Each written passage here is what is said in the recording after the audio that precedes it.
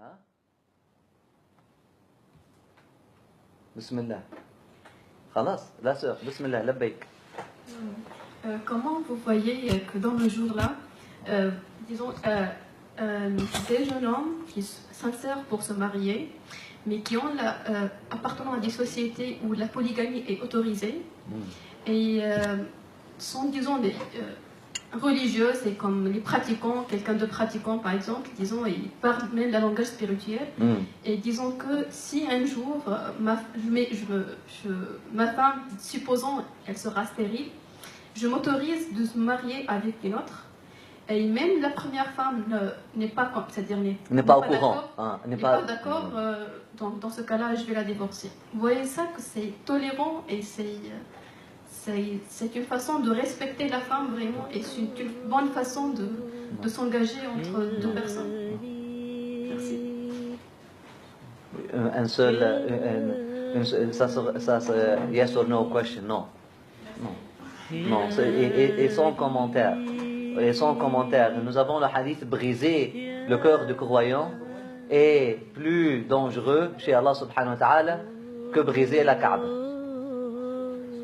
Et Habib Omar, on lui a posé cette question-là. Et lui, il vient d'une société, pas seulement qui est polygame, mais qui encourage la polygamie, qui force la polygamie.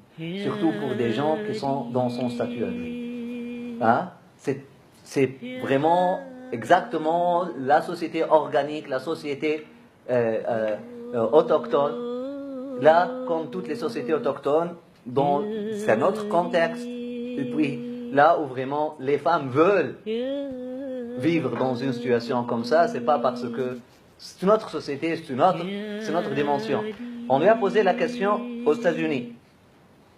Elle a dit: si vous voulez la charia, voilà la charia. Cet imam dit, cet imam dit, cet imam dit, cet imam dit. Mais il a conclu avec quelque chose. Mais il a dit: et sachez que briser le cœur d'un croyant est encore plus grave aux yeux d'Allah, au regard d'Allah subhanahu wa ta'ala, hein, que briser la Kaaba. Hein? Donc si tu veux épouser une femme là, briser son cœur,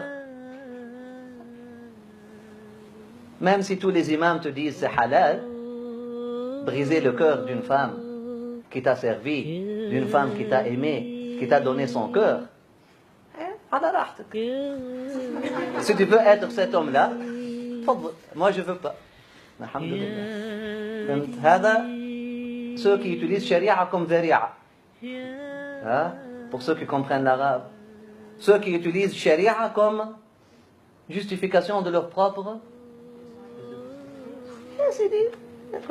ils peuvent parler, ils peuvent. Moi je dirais aux hommes comme aux femmes, cherchez quelqu'un qui vous aime. Et si vous trouvez une personne qui vous aime,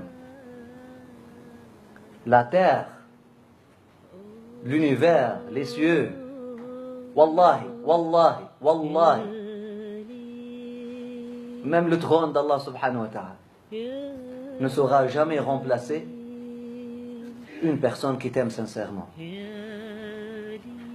Si tu trouves une personne, une femme qui t'aime, elle t'aime, tu vas la jeter pour un enfant, pour un bébé?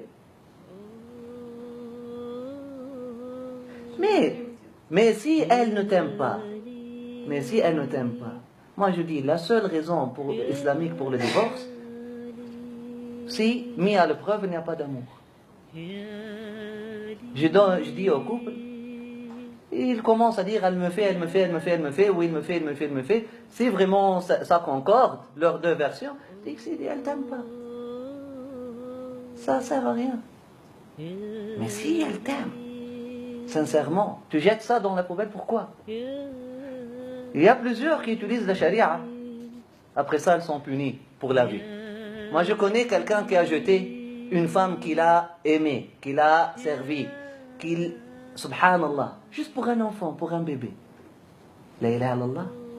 Alash, tu ne peux pas adopter, tu ne peux pas, je ne sais pas. Il l'a jeté. Elle a été punie par une femme qui, effectivement, elle lui a donné 8 enfants, mais elle lui a fait sortir les yeux. si j'ose traduire là. Ok?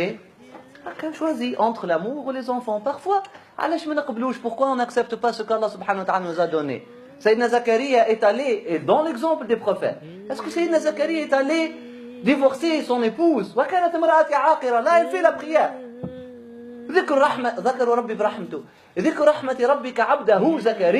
Il était son abd.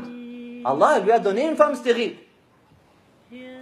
Dans une société polygame qui ne limite même pas à 4.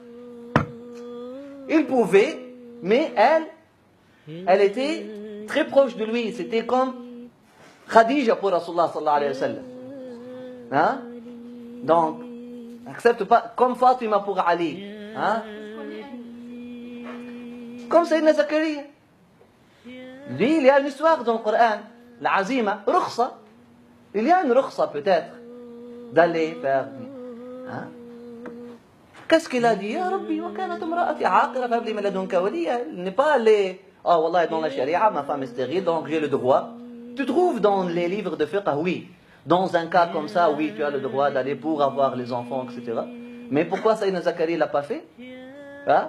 Dans une société misogyne, et on les connaît, même aujourd'hui, les sociétés israélites, pas seulement polygames, mais misogynes.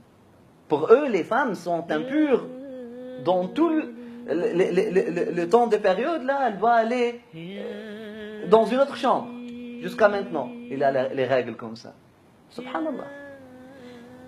Et lui, il n'a pas fait ça. On trouve, notre exemple, ce sont les prophètes.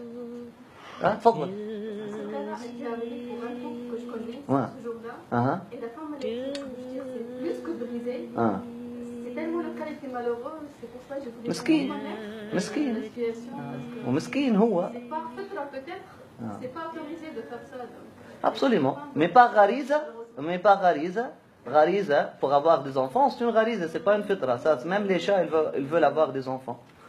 Mais l'être humain, même si Allah subhanahu wa ta'ala ne lui donne pas des enfants, il peut trouver toute l'humanité comme ses enfants. Moi, j'ai pas d'enfants. Et je n'enfante pas. Walhamdulillah Rabbil Alamin. Vous êtes tous mes enfants. Labbaik.